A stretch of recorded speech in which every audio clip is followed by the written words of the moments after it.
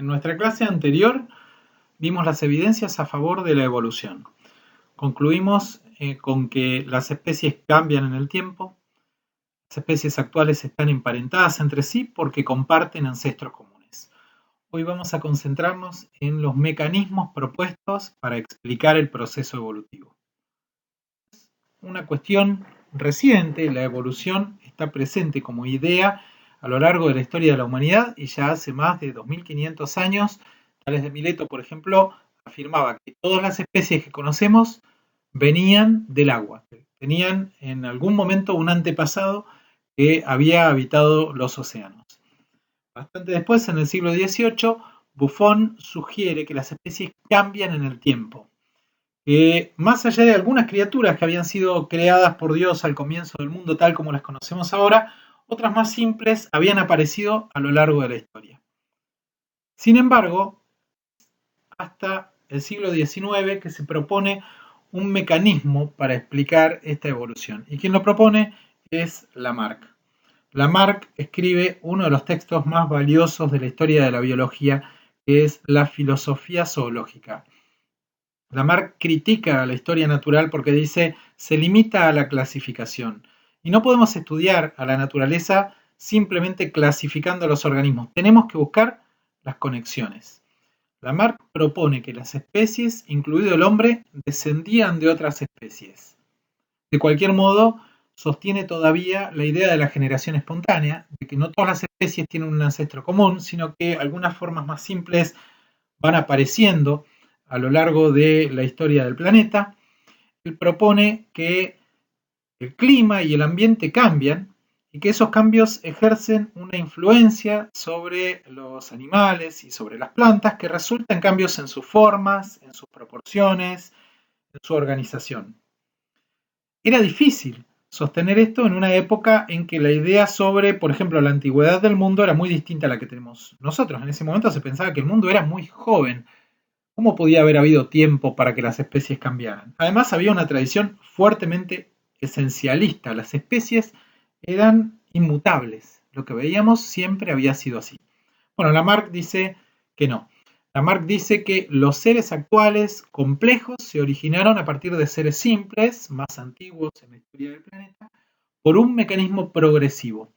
Y él propone como explicación para que esto suceda lo que conocemos como herencia de los caracteres adquiridos. Él dice, los cambios que se producen a lo largo de la vida de un organismo se transfieren, se heredan a sus descendientes.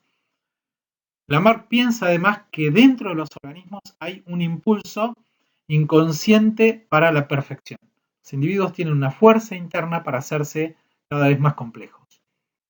Uno de los ejemplos mejor conocidos en asociación con la propuesta de Lamarck es el ejemplo de las jirafas y de la elongación, el alargamiento del cuello. Él dice, las jirafas derivan de un ancestro que tenía el cuello corto, que se esforzaba por alcanzar las hojas altas de los árboles y que en ese esfuerzo estiraba cada vez más el cuello. De manera que a medida que crecía, su cuello era cada vez más largo. De algún modo, ese cuello más largo se heredaba a sus descendientes. Los descendientes ya nacían con una ventaja, tenían el cuello un poquito más largo gracias a los esfuerzos de su padre. Seguían haciendo esfuerzos en el mismo sentido y así con el paso de las generaciones los animales tenían el cuello más y más y más largos. Esto es lo que conocemos como herencia de los caracteres adquiridos, una idea que no solo estuvo presente en la teoría de Lamarck, sino que también estuvo en la teoría de la selección natural de Darwin. Darwin, en su libro El origen de las especies, propone un mecanismo acerca de cómo los cambios a lo largo de la vida de un organismo pasan a sus gametas y de esa manera pasan a la generación siguiente. Distintos experimentos a lo largo de la historia de la biología descartaron la idea de la herencia de los caracteres adquiridos. Sin embargo, como sucede muchas veces en ciencia, descubrimientos más recientes, por ejemplo en el campo de la epigenética, muestran que algunos cambios en la forma en que está almacenada la información genética en un organismo, cambios originados a partir de la influencia del ambiente, pueden ser transmitidos a la descendencia. Quiere decir, el ambiente que rodea a un organismo puede provocar modificaciones heredables en su información genética. Quiere decir que quizás Lamarck no estaba tan lejos de la realidad cuando expresaba estas ideas. El gran salto, sin embargo, en nuestra comprensión de los mecanismos detrás de la evolución se da a partir de las ideas de Charles Darwin. Darwin es probablemente uno de los científicos más influyentes en la historia de la humanidad. Nació en 1809 y vivió hasta el año 1882. Fue un naturalista con una profunda capacidad de observación, pero fundamentalmente con un análisis, una capacidad de análisis tremendamente aguda. Él estaba formado en geología, en entomología y en el estudio de invertebrados marinos, y tuvo la suerte de participar de una expedición a bordo de un buque que se llama HMS Beagle, que recorrió las costas de América, y que una expedición que duró 5 años, entre el año 1831 y 1836. Entre otros puntos que tocó a lo largo de ese viaje, Darwin estuvo en la costa de Bahía Blanca, estuvo visitando zonas del litoral atlántico entre Punta Alta y Pehuenco, en un lugar que se conoce como Farola Montehermoso. En las barrancas de ese sitio descubrió fósiles de invertebrados marinos, pero también fósiles de vertebrados terrestres, antepasados de los camélidos sudamericanos y antepasados de los sedentados sudamericanos. Esas observaciones, junto con las observaciones de la flora y la fauna viviente, por ejemplo, las observaciones de las dos especies de aves corredoras de la región pampeana y patagónica, que son el ñandú y el choique, permitieron elaborar un conjunto de ideas respecto de cómo podía ser que las formas de vida pasadas resultaran en las formas de vida presentes. Una de las visiones más importantes en cuanto a su capacidad de comprender o de proponer explicaciones para estas preguntas tiene que ver con lo que pudo observar en las islas oceánicas, en particular en las Islas Galápagos. Las Galápagos son islas volcánicas que están en el Océano Pacífico, que tienen una flora y una fauna muy peculiar. Imaginen que en el momento de surgir del fondo oceánico, esas islas estaban completamente desprovistas de formas de vida. No había una sola planta ni un solo animal ahí. Cuando las visita Darwin, millones de años después, hay una flora y una fauna muy significativa y él observa con atención cuestiones que le resultan particularmente llamativas. Por ejemplo, el hecho de que haya especies diferentes en las distintas islas. Especies de tortugas gigantes que son características de una isla y que no están en otra, o especies de aves que también están en algunas islas, no están en otras y que son distintas de las especies de aves del continente. ¿Cómo llegaron esas especies a ese lugar? ¿Cómo se producen formas de vida diferentes en distintas islas? ¿Por qué cada isla tiene especies únicas? El 24 de noviembre de 1859, Darwin publica su libro El origen de las especies a través de la selección natural. Desde ese momento todo cambió en la ciencia. Ese libro podría considerarse como el acta fundacional de la biología moderna. Darwin había recibido influencias de muchos autores previos, entre ellos el propio Lamarck, y también de Thomas Malthus, que era un matemático que estudiaba el crecimiento de la población humana. Y Malthus decía, la población humana está creciendo de manera exponencial. Estaba preocupado porque decía, nuestra capacidad de producir alimentos aumenta de forma lineal. Entonces, en algún punto vamos a ser demasiados para los alimentos disponibles. Ese tema no era el que lo preocupaba a Darwin, sin embargo, sí lo que veía era una discordancia entre lo que Malthus contaba que pasaba en la especie humana y lo que pasaba en el resto de las especies. Las otras especies de animales, por ejemplo, no crecían, no aumentaban en número, porque si no estaríamos rodeados, no podríamos movernos de la cantidad de individuos de las distintas especies que teníamos alrededor. Él decía, eso no pasa porque no todos los animales que nacen sobreviven. No todos los animales que nacen llegan a la edad reproductiva. Algunos se mueren antes de dejar descendientes. Nacen más individuos de los que consiguen madurar y reproducirse. Y él se preguntaba, ¿cuáles son los factores que hacen que un animal viva y otro muera? Y ahí está el gran aporte de Darwin. Darwin dijo, es la naturaleza, es la selección natural. Son las fuerzas ambientales que rodean a los organismos las que hacen que algunos vivan y otros mueran. Que algunos dejen más descendientes que otros. Este concepto que se conoce como reproducción diferencial. Algunos individuos no se reproducen y entre los que se reproducen, algunos dejan más descendientes que otros. Darwin veía que esa idea de la selección natural era análoga a la selección artificial que ya vimos en las clases anteriores, a través de la cual un agricultor o un criador de animales decide cuáles son los individuos que van a sobrevivir, que no va a sacrificar para la producción de carne o de vegetales, y que en cambio va a permitir que se reproduzcan, y los elige en función de características deseadas desde su propio interés. ¿Sí? Si quiere, por ejemplo, desarrollar una estirpe de perros de guardia, ¿sí? Perros de seguridad, de custodia, va a elegir animales agresivos, grandes, con mandíbulas fuertes, y los que tengan esas características van a ser los que va a seleccionar como reproductores.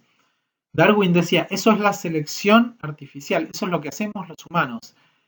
En la naturaleza, la que decide es la propia naturaleza. Por supuesto, no es una decisión en términos humanos, pero sí el filtro que selecciona cuáles son los individuos que sobreviven y cuáles no, cuáles son los individuos que se reproducen y cuáles no, es la naturaleza con todas las variables que inciden sobre los individuos. Características físicas, químicas, el clima, el suelo, el resto de las especies que interactúan con los distintos organismos son los que deciden quién vive y quién no. Claro que para que exista selección tiene que haber variación. Y ese era uno de los puntos clave de la teoría de Darwin. Los individuos de una especie no son todos iguales. Los hay con distintas características. Y justamente esas características son las que sirven para que la naturaleza decida quién vive y quién muere, quién se reproduce y quién no. Esas características son las que aumentan o reducen las chances de un individuo de sobrevivir y de reproducirse. La variación se produce a partir de cambios en la información genética de los individuos. Dos individuos que se diferencian morfológicamente, anatómicamente, fisiológicamente, son distintos entre sí en gran medida por lo que dicen sus genes. Y las variaciones genéticas aparecen por mutación. ¿Recuerdan cuando veíamos replicación del ADN y decíamos que de vez en cuando la ADN polimerasa se equivocaba, colocaba en un punto de la cadena de ADN en crecimiento un nucleótido que no era el que correspondía y que eso era una mutación? Esos cambios son al azar. Las variaciones en los organismos son aleatorias. Y esas variaciones, esas diferencias en sus características, son las que determinan las mayores o menores probabilidades de que sobrevivan y se reproduzcan ante determinados escenarios ambientales. Vamos a ver un caso que tiene que ver con la microevolución. ¿Se acuerdan que dijimos en la clase anterior que la microevolución eran los cambios en las poblaciones que ocurrían en tiempos compatibles con nuestra capacidad de observación, en pocas generaciones? Y vamos a ver este ejemplo, que es el que tiene que ver con los piojos. Los piojos, que son estos ectoparásitos que tenemos en la cabeza las personas y que succionan sangre a partir del cuero cabelludo, son animales que plantean un desafío particular a la industria farmacéutica, porque ha ocurrido en los últimos años que los pediculicidas, las sustancias tóxicas que se usan para combatir a los piojos, se han vuelto cada vez menos eficientes. Los piojos resisten productos que antes los mataban. De alguna manera es como que ha aparecido el superpiojo, el piojo que todo lo resiste, que resiste venenos que antes mataban a los piojos. ¿Cómo aparece el superpiojo? Bueno, una explicación podría ser: los humanos inventamos el pediculicida, inventamos el piojicida, lo empezamos a usar y entonces eso hace que promueve la aparición de variantes en los piojos que les permiten resistir a esa sustancia. Eso sería muy difícil. Primero, no podemos pensar que eso ocurra racionalmente, ¿no? Que los piojos se reúnan y digan, bueno, algo tenemos que hacer, vamos a tener que tener hijos resistentes porque si no, con este veneno nos van a matar a todos. Eso no puede pasar. Y tenemos una explicación alternativa. La explicación alternativa es que el superpiojo existía antes de que inventáramos el pediculicida. Quiero decir que aún antes de que creáramos ese producto destinado a matar piojos, había individuos que tenían características que les permitían sobrevivir a esas sustancias tóxicas. Claro que esas características no hacían ninguna diferencia porque esas sustancias, los pediculicidas, todavía no se habían inventado. Pero había variantes, por ejemplo, variantes en la cutícula de los piojos o en su sistema respiratorio, que hacían que ante la presencia de esas sustancias algunos pudieran sobrevivir y otros no. Mientras el pediculicida no existía, daba lo mismo una característica o la otra.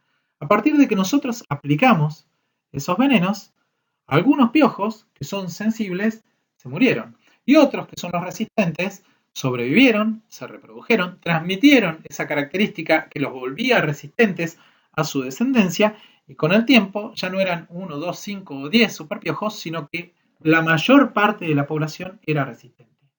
Esta segunda explicación es la que es consistente con la teoría de la selección natural de Darwin.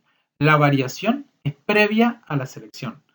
La selección ocurre porque hay organismos con distintas características y esas características los vuelven más o menos apropiados o más o menos preparados para sobrevivir ante las condiciones ambientales que les toca enfrentar. ¿Siguen naciendo piojos que son sensibles a los pediculicidas? Sí, por supuesto, porque esas variaciones siguen ocurriendo. Entonces, por supuesto, si se aplican los pediculicidas tendrán menos chances de sobrevivir y de reproducirse. No es que, por ejemplo, si baja la temperatura del planeta, como ha ocurrido en los periodos glaciales, los individuos empiezan a tener hijos con el pelo más largo. Nacen animales con pelo largo y con pelo corto. Y si el clima empieza a ser más frío, aquellos que tienen el pelo largo tienen mayores posibilidades de sobrevivir y de reproducirse. Y entonces tienen mayores chances de dejar descendencia y por las leyes de la genética sus descendientes van a heredar esas características y con el tiempo la población va a estar formada fundamentalmente por animales con el pelo largo. La frecuencia de los fenotipos cambió. Los animales con el pelo largo que podían ser raros antes, ahora son particularmente frecuentes. Y la frecuencia de los genotipos también cambió, porque esa característica está determinada genéticamente. Entonces, la frecuencia de los alelos se modifica a partir de las presiones de selección. ¿Cuáles son los principios entonces de la teoría de la evolución a través de la selección natural tal como la propone Darwin? Primero, en cualquier población hay diferencias entre los individuos, hay variaciones y esas variaciones se transmiten a los descendientes. Segundo, no todos los individuos que nacen sobreviven hasta la etapa reproductiva. No todos los individuos dejan el mismo número de descendientes. Y tercero, los organismos sobreviven y se reproducen dependiendo de sus características. Sobreviven y se reproducen si tienen características que los hacen más aptos para poder lidiar con las condiciones ambientales de ese momento en ese lugar. La selección natural, como decíamos recién, actúa sobre el fenotipo. Lo que se elige son características morfológicas, anatómicas, fisiológicas, comportamentales. Pero como resultado de los cambios en la frecuencia de los fenotipos, de las diferencias en la capacidad de sobrevivir y de reproducirse en asociación con el fenotipo, se producen modificaciones en la frecuencia de los alelos en el reservorio génico de la población. El reservorio génico de la población es el conjunto de todos los alelos, de todos los genes, de todos los individuos que viven en un determinado lugar en un determinado momento. Repasando entonces, existen variaciones en las características de los organismos. Por ejemplo, hay escarabajos de dos colores. Ser de un color o del otro no es neutro. Hay una presión de selección representada en este gráfico por un predador que elige los coleópteros, los escarabajos de determinado color. Entonces, no todos los individuos tienen las mismas probabilidades de sobrevivir y de reproducirse. No todos dejan el mismo número de descendientes. Las características se heredan y entonces con el tiempo las características que vuelven a los individuos mejor preparados para sobrevivir y reproducirse se hacen más frecuentes, dominan en abundancia en esa población. ¿Cómo aparece, por ejemplo, una langosta como la de esta figura con una forma tan parecida a la de una hoja? Imagínense una langosta que se parece tanto a una hoja, tiene más chances de pasar desapercibida frente a los predadores y entonces tiene más probabilidades de sobrevivir y de reproducirse.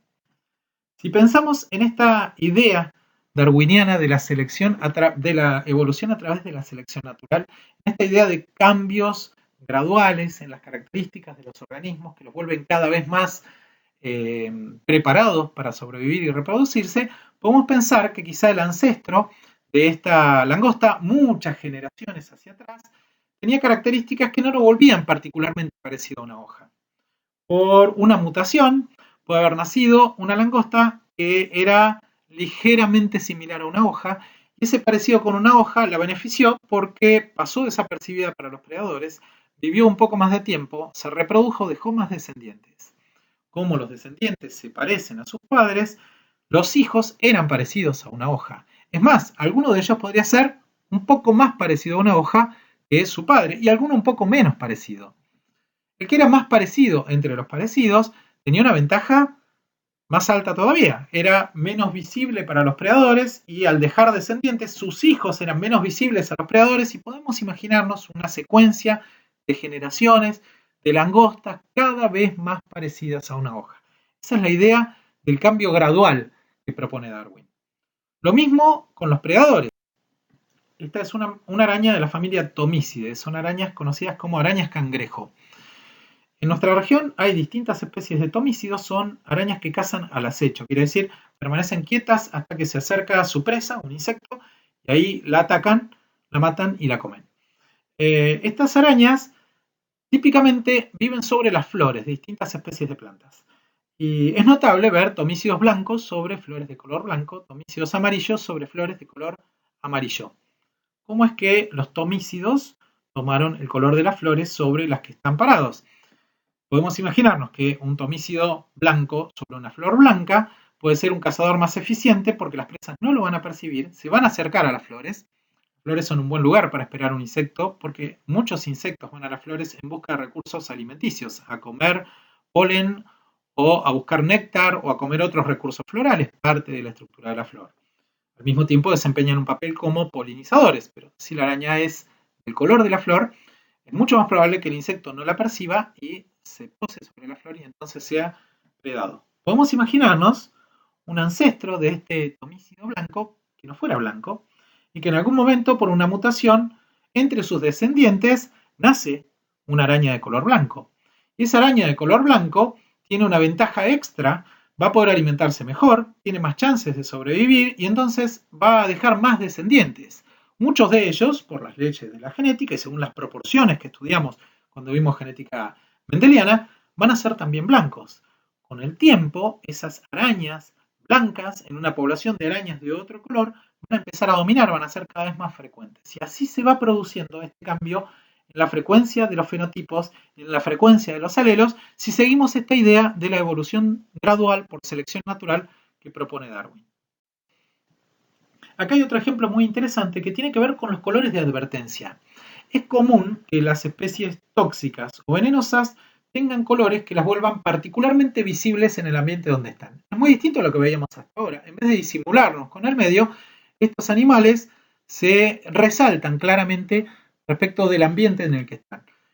La fotografía de arriba a la izquierda corresponde a una víbora coral. Las corales son especies venenosas y fíjense que tienen una coloración que claramente contrasta con cualquier sustrato. Esos anillos negros, blancos y rojos hacen que sea fácilmente visible. Podríamos interpretarlo como una especie de advertencia. Esa especie es venenosa y le indica a los posibles predadores que es venenosa. Ese fenómeno se conoce como mimetismo mülleriano. Es la característica por la cual las especies tóxicas o venenosas tienen asociadas coloraciones que son fácilmente detectables por los predadores. Una especie que es venenosa tiene una ventaja extra si además es detectada a tiempo por el predador. El predador la evita, el predador la evita, el individuo que tiene los colores llamativos sobrevive, deja descendientes, y entonces esta característica, colores llamativos, cada vez está más difundida en la población. Las dos especies que están abajo son frecuentes en nuestra zona, en nuestra región no hay serpientes de coral, están un poco más para el norte y hacia el oeste, pero sí estas dos, que son falsas corales. Son especies que se parecen a la coral. ¿Sí? No son iguales, pero son bastante parecidas en el patrón de coloración. La diferencia es que no son venenosas. Esto se llama mimetismo batesiano. Es cuando una especie que no es tóxica o no es venenosa tiene coloraciones que se parecen a las coloraciones de las especies que sí lo son. Esto es, yo no soy venenoso, pero quiero que mis potenciales predadores crean que soy venenoso. Todo esto es un juego, ¿no es cierto? No hay ninguna intencionalidad detrás de estas cosas, pero si una serpiente que no es venenosa por una mutación nace con un patrón de colores que se parece al patrón de colores de una serpiente venenosa, va a engañar a los predadores por simple azar, por simple suerte, pero ya no por suerte, sino por sus características, va a sobrevivir y va a reproducirse y va a dejar esas características a su descendencia. Con el tiempo, si esa condición, ese patrón de coloración aumenta las chances de sobrevivir y reproducirse, se va a volver cada vez más frecuente en la población. El caso de arriba, el de la coral, es como el caso de alguien que tiene una alarma en su casa y tiene un cartel pegado en el frente que dice, en esta casa hay una alarma. Y el de abajo es como alguien que no tiene alarma, pero igual pone el cartel. En esta casa hay alarma. Para quien está interesado en entrar sin permiso en la casa, quizá el cartel alcance para disuadirlo. Vamos a ver que hay tres tipos básicos de selección natural, que llamamos selección natural estabilizadora, direccional y disruptiva. Y se diferencian en cuanto al tipo de cambio que producen en la frecuencia de los alelos en la población. La selección estabilizadora es la que favorece a los individuos que tienen fenotipos intermedios. ¿Qué quiero decir con fenotipos intermedios? Pensemos en algún rasgo que tenga una distribución continua, como podría ser la altura en los humanos, como podría ser el número de huevos que pone una especie de ave. ¿Sí? En una especie de ave puede haber hembras que pongan un huevo, otras que pongan 2 huevos, 3 huevos, 4, 5 huevos, o como podría ser, en el caso que está ilustrado en esta diapositiva, por el peso de los humanos al nacer. Los humanos nacemos con un peso determinado, cada uno de nosotros, que se mueve en un rango que va desde 1 kilo y algo hasta casi 6 kilos. Ahora, la mayoría de nosotros, cuando nacemos, pesamos alrededor de 3 kilos. Gramos más, gramos menos. La mayor parte de los nacimientos se dan en un rango de pesos intermedio. Eso es porque el peso al nacer ha sufrido un proceso de selección natural estabilizadora. Piensen que un bebé que nace con muy poco peso, cuando es muy poco pesado, es un bebé que tiene menores chances de sobrevivir que uno que tiene peso intermedio. Lo mismo pasa con un embarazo de un embrión muy pesado. Cuando el bebé es muy grande, los riesgos asociados al embarazo son mucho más altos. Ahora, por supuesto, muchos de estos problemas se subsanan con las intervenciones de la medicina, pero en el pasado, bebés muy chicos se morían con mucha más frecuencia que bebés de peso intermedio. Y bebés muy grandes se morían con mayor frecuencia que bebés de peso intermedio. Eso lleva a que haya un aumento en el número de bebés que nacen con peso intermedio y una reducción en los que nacen con pesos grandes o pesos chicos, con pesos siendo muy livianos o siendo muy pesados. Porque esta es una característica que se hereda. Y si es genético, si yo nací con un peso muy grande, quiere decir que tengo la información para tener hijos de peso grande. Entonces, si los que nacen con peso grande sobreviven en menor proporción, se va volviendo cada vez más rara esa característica, tener hijos con pesos altos. ¿Sí? Lo mismo, hijos muy livianitos. Eso es selección estabilizadora. Vamos a ver un par de ejemplos más a continuación. La selección direccional es la que favorece a uno de los fenotipos extremos, a los muy grandes, o a los muy chicos, a los muy pesados, o a los muy livianos, a los de color muy oscuro o a los de color muy claro. Y la selección disruptiva es la que favorece simultáneamente a los dos extremos, a los más grandes y a los más chicos, a los más livianos y a los más pesados, a los más claritos y a los más oscuros. Y en cambio, perjudica, reduce, cuando digo perjudica, ¿qué quiero decir? Reduce las chances de supervivencia y de reproducción de aquellos que tienen fenotipos intermedios. Vamos a ver un gráfico ahora que va a representar estos tres tipos de evolución. En este gráfico tenemos arriba la distribución de frecuencias de los individuos antes de la selección natural y abajo la distribución de frecuencias después de la selección natural. ¿Qué representan los dos ejes de cada gráfico? El eje horizontal, el eje de las abscisas, representa el rango de variación de algún carácter de distribución continua. Por ejemplo, si fuera el peso, acá tendríamos valores en gramos. Si fuera el peso de las personas al nacer, empezaríamos acá con las personas que nacen con el peso mínimo que podemos considerar, que podría ser, no sé, 900 gramos, y acá los que nacen con el peso máximo, que podría ser, no sé, 6 kilos y medio, por decir algo. En este otro eje, en el eje de las ordenadas, lo que tenemos es el número de individuos que nacen con esas características. Entonces lo que nos muestra esta curva, que representa una distribución normal, una campana de Gauss, es que la mayor frecuencia corresponde a los individuos que tienen un peso intermedio. En este caso estoy usando el peso como característica, podría ser cualquier otra distribución continua. Los individuos que tienen un peso intermedio son los más abundantes en la población. En cambio, son mucho más raros los nacimientos de bebés muy chiquitos y muy raros también los nacimientos de bebés muy grandes. Esto es antes de la selección. Las flechas representan el efecto de la selección estabilizadora o balanceadora. Esta flecha hacia arriba quiere decir que la selección favorece a los que tienen un fenotipo intermedio, los que tienen un peso intermedio al nacer. Estas dos flechas hacia abajo quieren decir que la selección natural estabilizadora actúa en contra, ¿sí? Baja las probabilidades de supervivencia de aquellos individuos que son o muy livianos o muy pesados. Fíjense cómo cambia la curva antes de la selección natural y después de la selección natural. Cómo cambia después de la selección natural respecto a cómo era antes.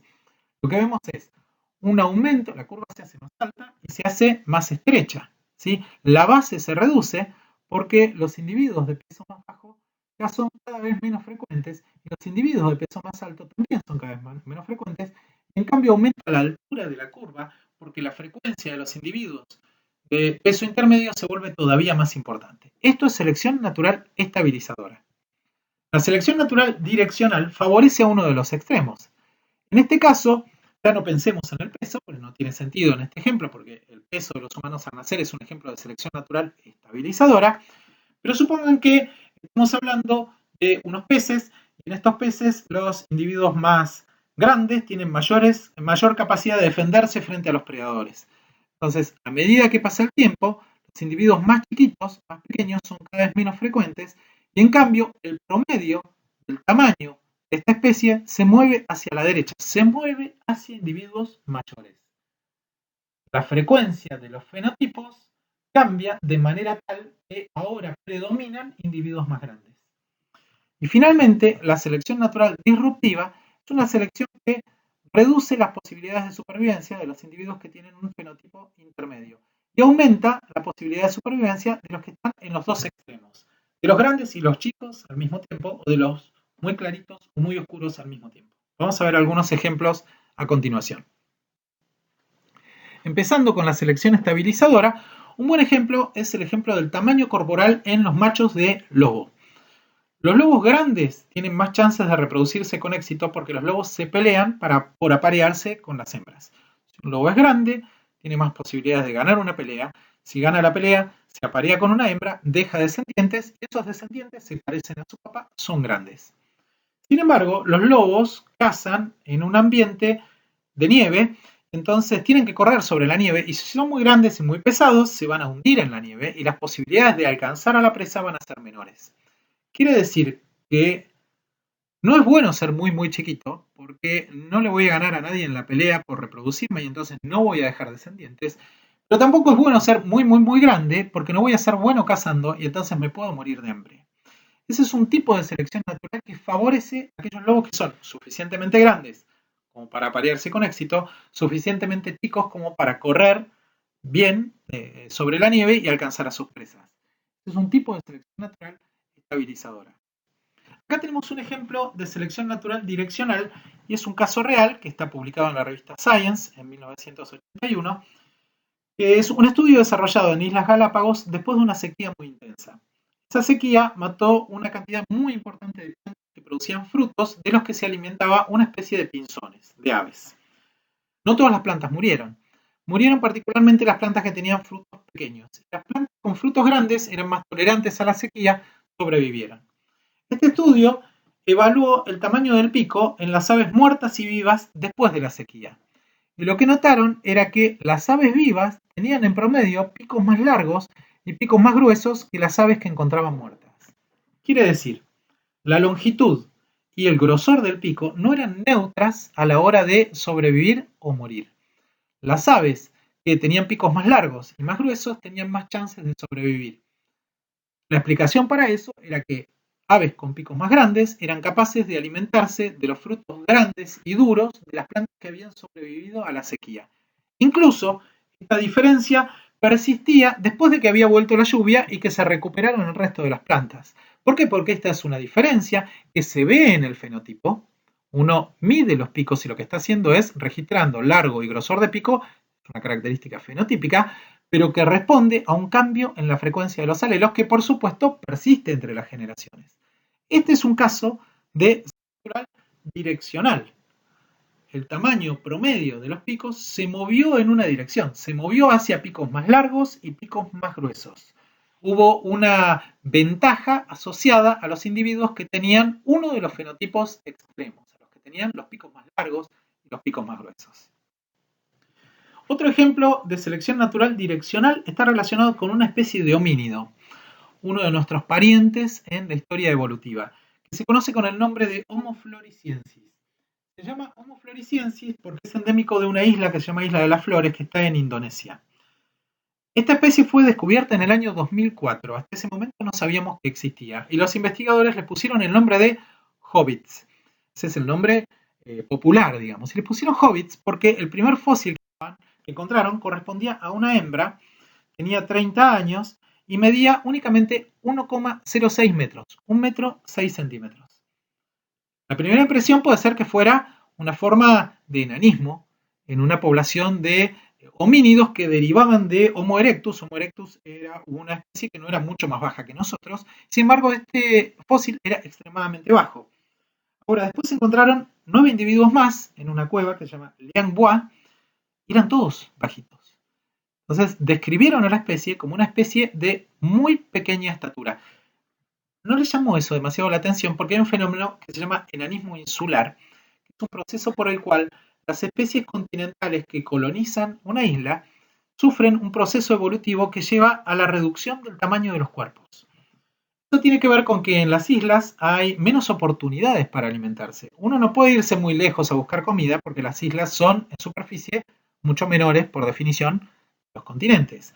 Entonces, si en una población de Homo erectus que coloniza esas islas nace algún individuo con un tamaño corporal mucho menor, que hace que necesite una dieta más modesta, que tenga que comer menos para sobrevivir y para crecer y desarrollarse, eventualmente ese individuo puede tener una ventaja adaptativa. Y con el tiempo, siguiendo esta idea progresiva de evolución de Darwin, puede ser que se vaya produciendo una reducción en el tamaño de los cuerpos. Uno también podría explicar como alternativa que quién sabe si el pequeño núcleo de Homo erectus que colonizó esa isla no estaba representado por individuos que ya eran particularmente bajos, por una cuestión aleatoria, por una cuestión de azar. Pero lo que está claro en este caso es que estamos viendo otro caso de selección natural direccional, que favorece, en el caso de las islas, a los individuos más chicos. Eso no pasó solo con Homo floresiensis. Esta isla se conoce, es un paraíso para los paleontólogos y los evolucionistas, se conoce como una especie de mundo perdido, donde hay muchas otras especies de animales que colonizaron la isla y que tienen formas mucho más pequeñas que sus ancestros continentales. Y otra cosa interesante de este caso es pensar que estos homínidos, Homo floresiensis, según los cálculos de los paleontólogos, vivieron desde hace 90.000 años antes del presente, hasta hace apenas 13.000 años. Quiere decir, fueron contemporáneos con nuestra especie. Hace 13.000 años no había una sola especie de Homo en el planeta como hay ahora, sino que había mínimo dos. La otra era esta, Homo floresiensis. Era un momento en que nuestra especie ya hacía un montón de cosas, ¿no? Estábamos en el Mesolítico, en una época en la que nuestros ancestros construían herramientas de piedra, ya empezaban a hacer piezas cerámicas y pintaban animales en las paredes de las cuevas. En el Mesolítico, hace 13.000 años, había en nuestro planeta por lo menos dos especies del género Homo, Homo sapiens y Homo floresiensis. Finalmente, el tercer tipo de selección natural que estamos viendo es la selección disruptiva. La selección disruptiva, dijimos, favorece en términos de supervivencia a los fenotipos extremos. Este es un caso de una mariposa en África tropical, que es Pseudacrea euritus. En la población de esta especie hay mariposas azules y mariposas rojizas, pero no hay mariposas con coloraciones intermedias. Resulta que en la región donde habitan estas especies hay mariposas azules de otra especie que son tóxicas y hay mariposas de una tercera especie de color rojizo que también son tóxicas. Las mariposas de Pseudacrea euritus, que son azules, son confundidas con la especie tóxica por los predadores y no las consumen. Las especies de color rojizo son confundidas por los predadores con la otra especie también tóxica y tampoco son consumidas. Quiere decir que tener uno u otro de los fenotipos extremos representa una ventaja en términos de probabilidades de supervivencia. En cambio, cualquier situación intermedia no está asociada con un patrón de advertencia para los predadores y es consumida. Por eso la frecuencia del fenotipo intermedio se vuelve cada vez menor. Ahora, no todo es cuestión de sobrevivir. Como vimos en el caso de los lobos, también está la selección que tiene que ver con las probabilidades de reproducirse con éxito. Eso se conoce como selección sexual. Características de los individuos que aumentan o reducen sus probabilidades de conseguir pareja y reproducirse exitosamente. La selección sexual hace que muchas especies tengan colores o comportamientos particularmente llamativos. La selección sexual es la causa del dimorfismo sexual, la causa de que uno de los sexos en las especies sea particularmente llamativo. Y por el contrario, en las especies que son monogámicas, en las especies en las que macho y hembra forman una pareja que permanece juntos durante toda la vida, en general el dimorfismo sexual no existe o es muy poco marcado.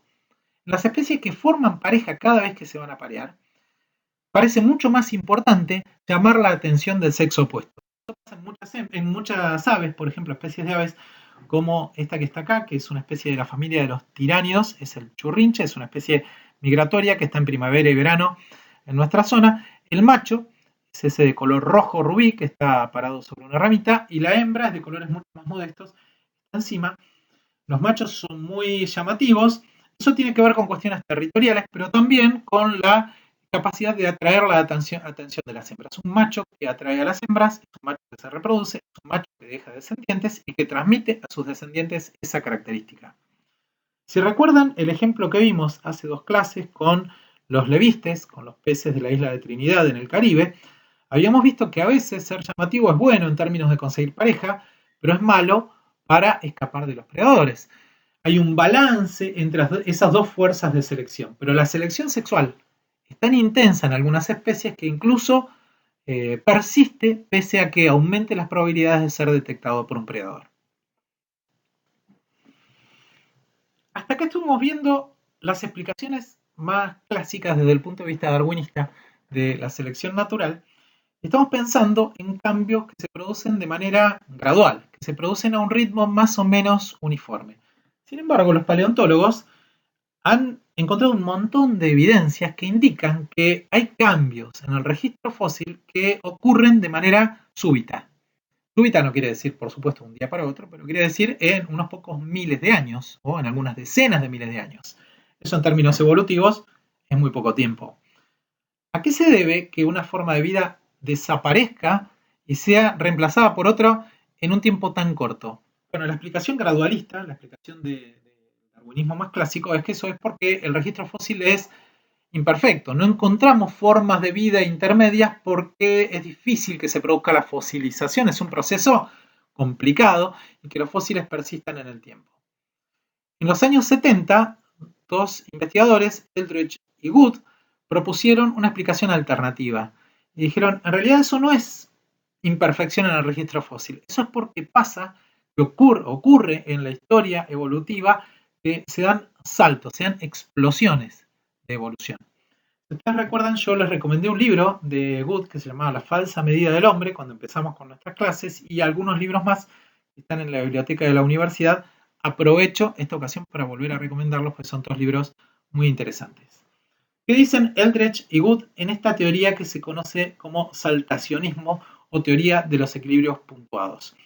Ellos dicen, a lo largo de la evolución de una especie se suelen producir periodos de constancia en las características. Durante muchísimo tiempo los individuos se parecen bastante entre sí y después rápidamente se producen ramificaciones que producen nuevas especies, que dan lugar a lo que se conoce como cladogénesis. Clado es rama y génesis es origen, la aparición de ramas evolutivas. Una especie ancestral da lugar a nuevas especies. Y esas nuevas especies resultan, como decíamos, de momentos particulares en la evolución, que se conocen como explosiones evolutivas. En este gráfico vamos a tratar de terminar de comprender esta idea de los equilibrios puntuados. Supónganse que estamos viendo una especie de caracol marino, una especie de caracol que vive en el fondo del océano, que habita ese ambiente durante millones de años y cuya presencia queda registrada en las capas sedimentarias a través de la fosilización de las conchas de esos caracoles. Acá lo que tenemos es un periodo de estasis, como decían Good y Eldredge, quiere decir un periodo de constancia evolutiva. La característica de las conchas de estos caracoles es la misma año tras año, decenas de miles de años tras decenas de miles de años, o centenas de miles de años tras centenas de miles de años, o millones de años tras millones de años. En algún punto se produce un cambio ambiental, por ejemplo, un descenso en el nivel del océano, que genera subdivisión de poblaciones. Acá lo que pasó es que una parte de la población queda en el mar abierto y una parte queda encerrada por una barrera terrestre en una pequeña laguna litoral. Esa población aislada está en un ambiente más chico, probablemente en un ambiente con condiciones ambientales distintas a la del mar abierto, distinta temperatura, distinta salinidad, y también en un número reducido, número pequeño de individuos. Un número pequeño de individuos implica que cualquier cambio al azar, cualquier cambio aleatorio en el genotipo de un individuo, un cambio en una mutación en un individuo, sea particularmente significativa, porque son pocos individuos. Entonces, si un individuo entre 1.000.000 tiene una mutación, es una cosa, pero si un individuo entre 10, 20 o 30 tiene una mutación, la importancia relativa de esa mutación es mucho mayor. La posibilidad de que rápidamente esa mutación, si implica alguna ventaja en selección natural, por ejemplo, se generalice, es mucho mayor. Imaginemos entonces que esa población aislada sufre un cambio evolutivo que se produce rápidamente, tan rápidamente en función de estas características que les decía, que las posibilidades de que queden en el registro fósil las formas intermedias son muy pocas, prácticamente son nulas. Imaginemos también que esa característica se generaliza en la población aislada. Ese cambio en la forma del caparazón de los caracoles se vuelve dominante, domina esta población aislada. Y que después, por un cambio ambiental nuevo, un aumento en el nivel del mar, las poblaciones que estaban aisladas vuelvan a estar en contacto. Podríamos imaginar también que una de ellas, imaginemos por ejemplo esta forma nueva con el caparazón alargado, tiene alguna ventaja en términos de competencia. Quiero decir, por esa nueva característica está mejor preparada para conseguir los recursos alimenticios, entonces domina sobre la otra forma y produce su extinción. Ahora solo quedan caracoles con este caparazón alargado. Obviamente, a medida que pase el tiempo, esa característica va a quedar también reflejada en el registro fósil. Y el registro fósil, y vamos a pasar, ahora, a un nuevo periodo de estasis eventualmente. Quiero decir, a un nuevo periodo de persistencia, de constancia en las características morfológicas de esta especie. Si pensamos en el registro fósil y en cómo quedaría documentada en las capas estratigráficas este proceso, tendríamos un periodo de estasis, ¿sí?, de constancia en la característica de los caracoles, seguido de un cambio drástico, rápido, que va a llevar a la dominancia de la otra forma. Y esta es una de las características en que típicamente se ven las sucesiones de formas biológicas en los depósitos sedimentarios. Good, que era un paleontólogo, conocía cantidad de ejemplos del registro fósil que indicaban que probablemente era la explicación para esos saltos evolutivos. Tenemos entonces dos alternativas. Una es el gradualismo. La propuesta de Darwin de que las especies van acumulando cambios progresivos a un ritmo más o menos constante, las especies van modificándose en una línea, contra esta idea de los equilibrios puntuados, de estasis, periodos de constancia morfológica que terminan en saltos evolutivos que llevan a otra forma que empieza a seguir también un periodo de estasis evolutiva, ¿sí?, de constancia. En realidad, la teoría de los equilibrios puntuados no desacredita a la selección natural y ni siquiera descarta la posibilidad del gradualismo, sino que está dando una explicación complementaria. Quizá lo interesante sería saber cuál de las dos alternativas es la más frecuente en la historia evolutiva de las formas de vida en el planeta. Todo eso que vimos hasta ahora es selección natural. Sin embargo, selección natural y evolución no son sinónimos. No toda la evolución, como cambio en las características de los organismos a lo largo del tiempo, se puede explicar a través de la selección natural. Es más, muchos dicen que ni siquiera la selección natural es el proceso más importante para la evolución. Sin dudas, hay otras fuerzas que son por lo menos igual de importantes que la selección natural. Muchas características que vemos hoy en los organismos no necesariamente son adaptativas. ¿Se acuerdan cuando hablábamos de lo poco apropiada que era la pregunta ¿para qué? Respecto cuando se refería a una estructura biológica, que siempre pensábamos en esa cuestión de que un órgano o un comportamiento tenía un para qué. Y decíamos, en realidad hay un montón de cosas. Lo que vemos no tiene un para qué, no hay un diseño en esas cosas. Y mucho de lo que vemos puede responder, por ejemplo, a un resultado histórico. ¿Por qué? Como dice el ejemplo, la secuencia guanina, guanina, citosina codifica para el aminoácido glicina y no para otro? ¿Por qué? Porque empezó así y siguió así. No hay una razón adaptativa en eso. No es mejor que sea guanina, guanina, citosina a que sea guanina, citosina, citosina. No hay una ventaja adaptativa en eso. No podemos explicarlo con la selección natural. ¿Por qué la sangre es roja? ¿Qué ventaja tenemos los vertebrados asociada con el color de nuestra sangre? En realidad no hay ninguna ventaja adaptativa. Ese es un subproducto de otro proceso.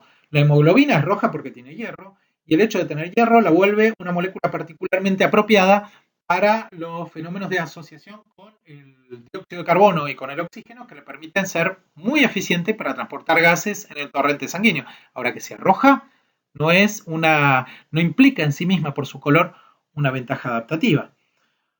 Otro caso interesante son adaptaciones que no parecen, mejor dicho, características que no parecen tener ningún sentido adaptativo y que quizás son consecuencia de algo que sí era importante, marcaba una diferencia en términos de posibilidades de sobrevivencia en el pasado. Por ejemplo, los árboles de la región pampeana que tienen espinas en sus ramas.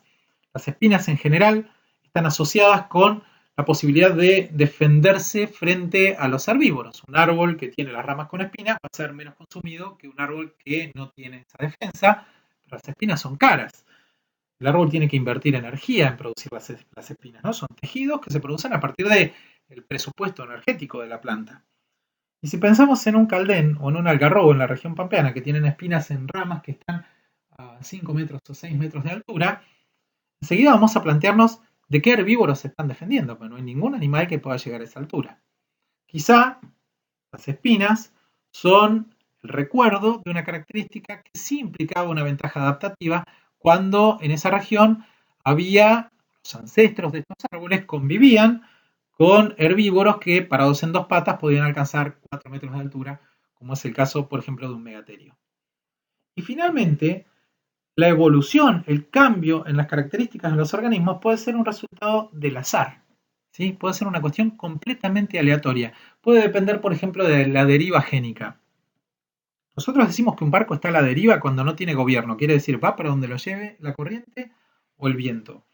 Deriva génica es un cambio en la frecuencia de los alelos en el reservorio génico de una población que no se produce por un motivo particular, sino simplemente por azar. Imagínense que un conjunto de individuos de una población que tienen cierta característica se mueren más que otros que tienen otra característica, pero solamente, podemos decirlo así, por mala suerte. Por supuesto que no estoy hablando de suerte en el sentido tradicional, no hablamos de buena o mala suerte en términos científicos, pero sí estoy hablando de que la muerte o la supervivencia de un individuo no tiene ninguna explicación causal, sino que responde simplemente a un evento fortuito, azaroso. Piensen, por ejemplo, en una especie de árbol que forma un bosque. Los árboles que habitan ese bosque, los árboles de esa especie, son distintos entre sí, hay variaciones. Podemos pensar en el reservorio génico, en el conjunto de alelos de todos los genes, de todos los árboles de esa especie que están en ese bosque. Y vamos a imaginarnos que un día hay una tormenta eléctrica, cae un rayo en el bosque y se desata un incendio.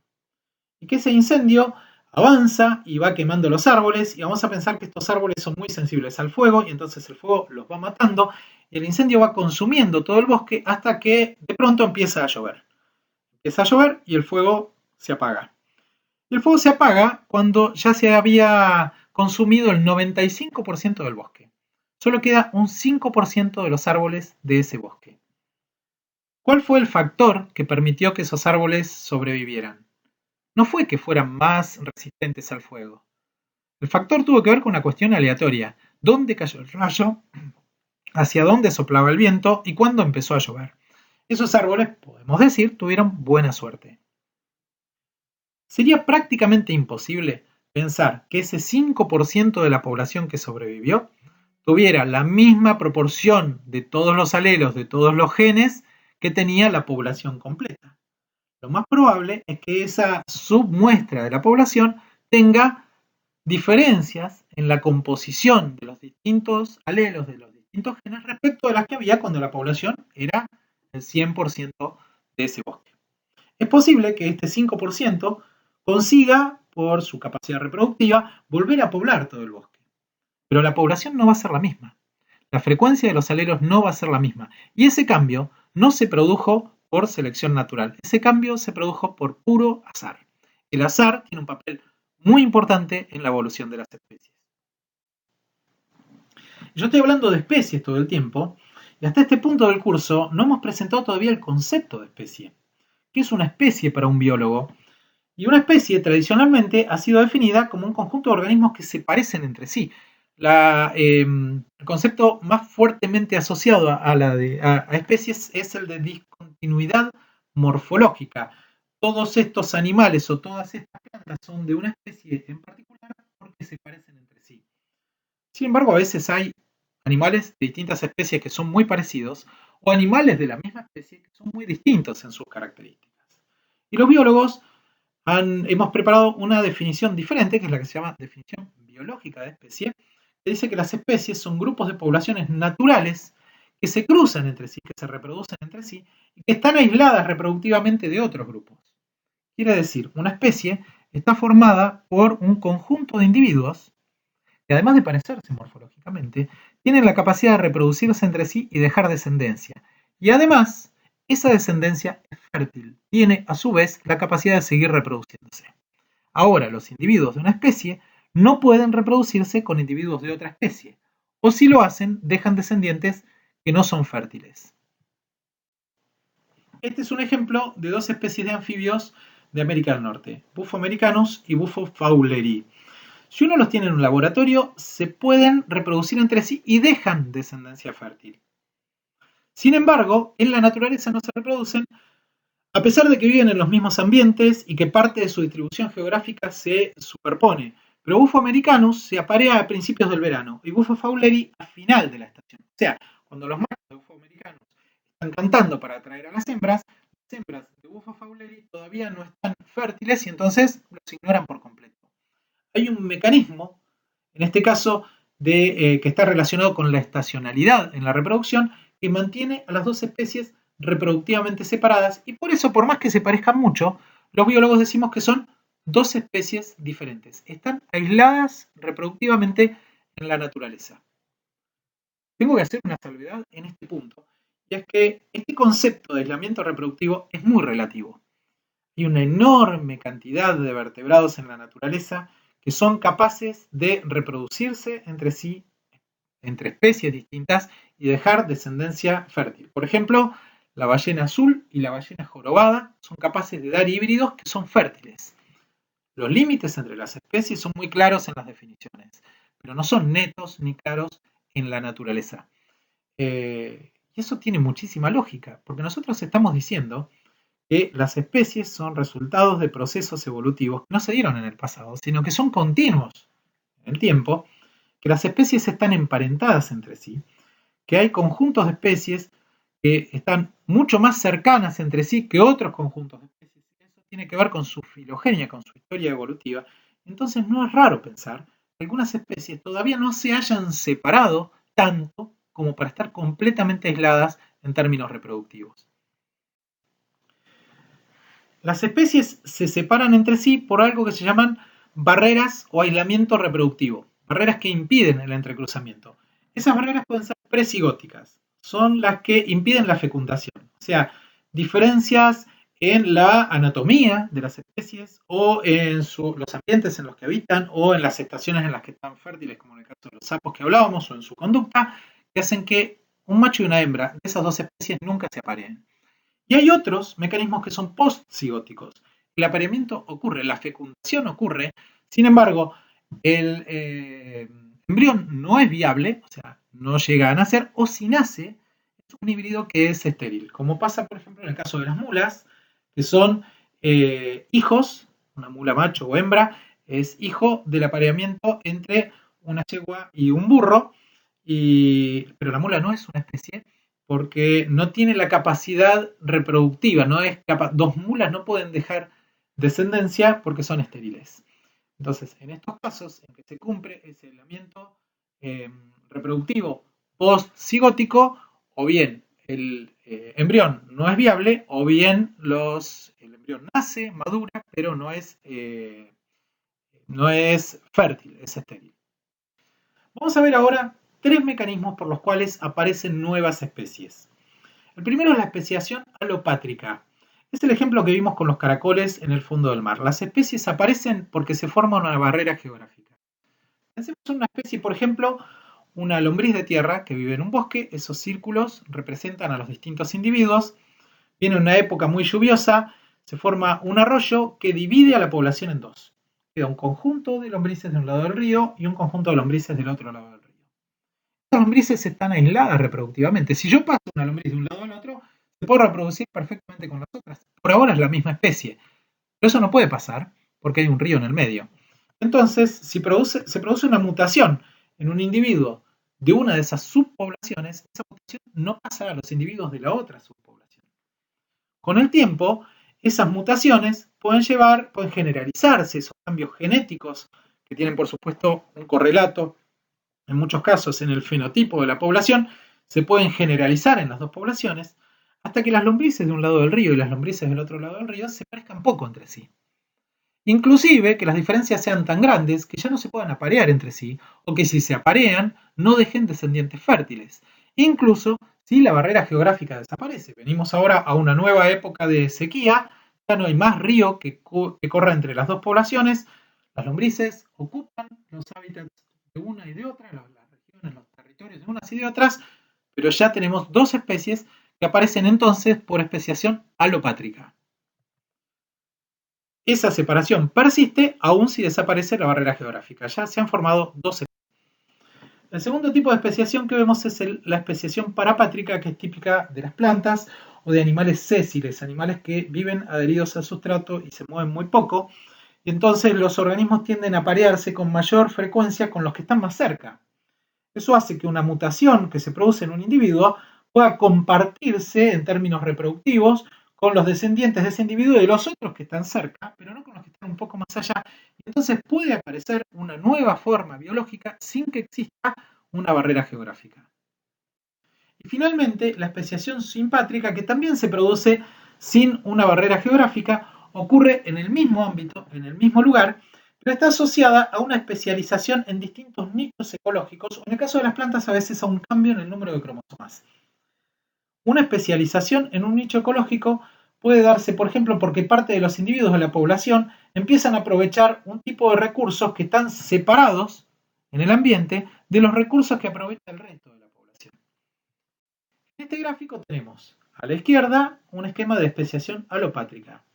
Imaginen una región donde hay una laguna muy grande, se produce una sequía, la mayor parte de la laguna se seca y solo quedan las partes más profundas conformando una serie de lagunas más chicas. Hay peces de la misma especie que están en las distintas lagunas, pero bueno, se pueden producir mutaciones, están aislados por barreras terrestres, parecido a lo de los caracoles, podemos terminar teniendo varias especies, después vuelve a llover, se vuelve a formar la gran laguna, pero ya tenemos especies separadas. Especiación alopátrica con barrera geográfica.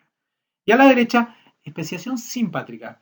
Una especie de pez que vive en una laguna, no hay sequía, no hay barreras terrestres, pero parte de la población se especializa en comer, aprovechar recursos alimenticios que están en el fondo. Se mueven más por el fondo. Y la otra parte come insectos que caen en la superficie de la laguna. Entonces, en la población hay un grupo de individuos cerca de la superficie y un grupo cerca del fondo. Los individuos del fondo se empiezan a parear más frecuentemente con otros individuos del fondo, porque están más tiempo en el mismo lugar, y lo mismo pasa cerca de la superficie. Una mutación que se produzca en los individuos del fondo se va a distribuir eventualmente, hasta se puede generalizar entre los individuos que ocupan ese ambiente. Lo mismo arriba. Por ejemplo, un individuo del fondo puede tener una mutación que haga que uno de los descendientes tenga el cuerpo más aplanado, y tener el cuerpo más aplanado puede ser más apropiado para un animal que vive cerca del fondo. Por ejemplo, lo hace menos visible para los predadores. Se apoya en el fondo y los predadores no lo ven. Entonces, esa característica se puede generalizar, y con el tiempo, sin que haya una barrera entre la superficie y el fondo, puedo llegar a tener dos especies por este proceso de especiación simpátrica, sin barrera geográfica.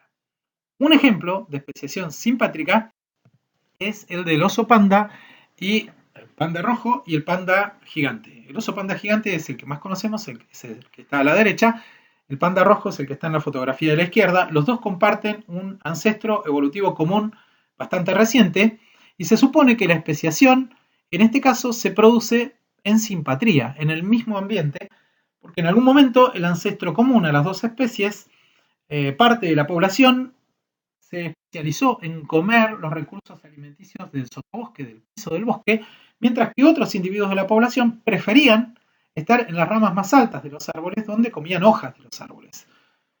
Con el tiempo, parecido a lo que decíamos de los peces, los que estaban arriba se apareaban más frecuentemente con los que también estaban en la copa de los árboles, y lo mismo pasaba con los que estaban abajo, hasta que la acumulación de diferencias, si seguimos la idea del gradualismo, o algún evento particular, si pensamos en términos más drásticos de explosiones evolutivas, llevó a la aparición de dos formas diferentes.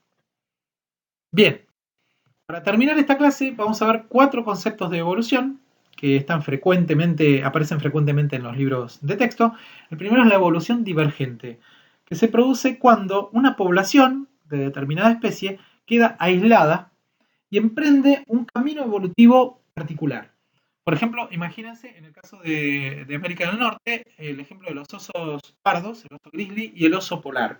Los dos comparten un ancestro común. Probablemente los primeros osos que poblaron el Ártico eran osos que eran de color marrón, parecidos al oso grizzly actual.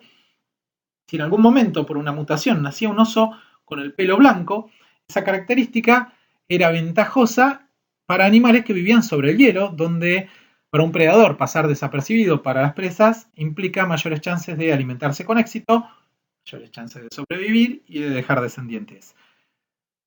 Esa característica con el tiempo se fue generalizando y resultó en lo que hoy conocemos como el oso polar, mientras que el grupo de individuos que permanecieron en el continente, entre los que seguramente de vez en cuando también nacía un oso blanco, pero en ese caso ser blanco no representaba ninguna ventaja, o incluso podía ser desventajoso en términos de supervivencia, tenían ese color que es típico y que es el color marrón.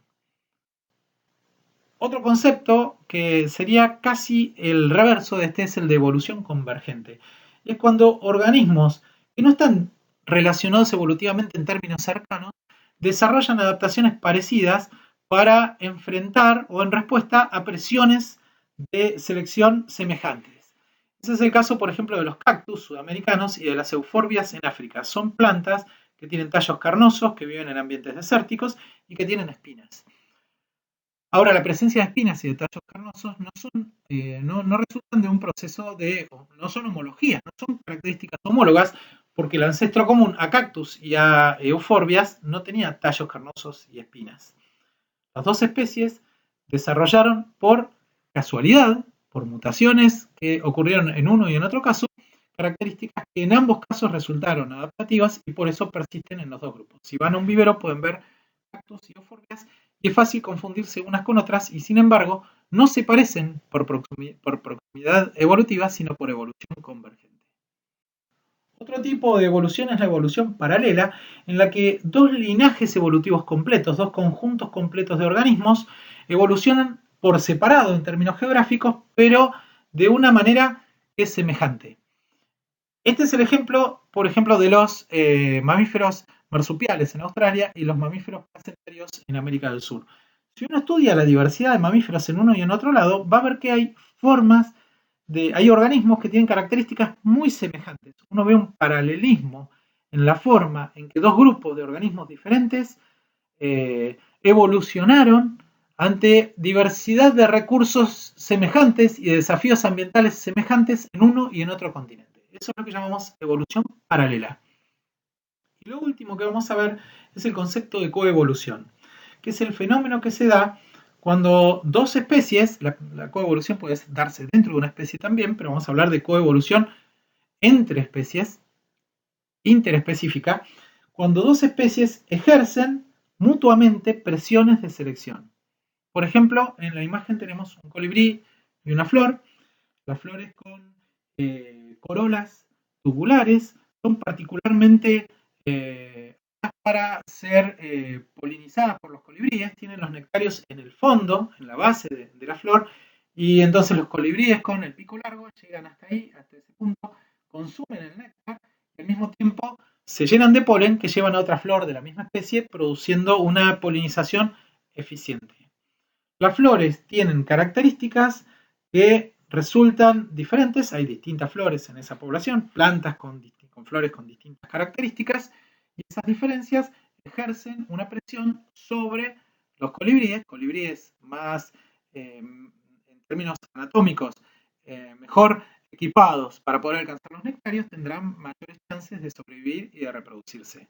Al mismo tiempo, los colibríes como polinizadores, en cuanto a su comportamiento y sus características, ejercen una presión sobre las flores. No da lo mismo una u otra forma de corola para que la polinización sea eficiente. Entonces se va produciendo una secuencia de cambios en una y en otra especie que se da en este tipo de simbiosis como la polinización, pero también en el parasitismo y en la predación, en la que las especies ejercen presiones de selección mutuas, A sobre B y B sobre A. Con esto vamos a terminar esta clase y nos queda una última unidad reducida de evolución que tiene que ver con las modificaciones en la frecuencia de los alelos en el reservorio génico que se producen como consecuencia de la selección natural.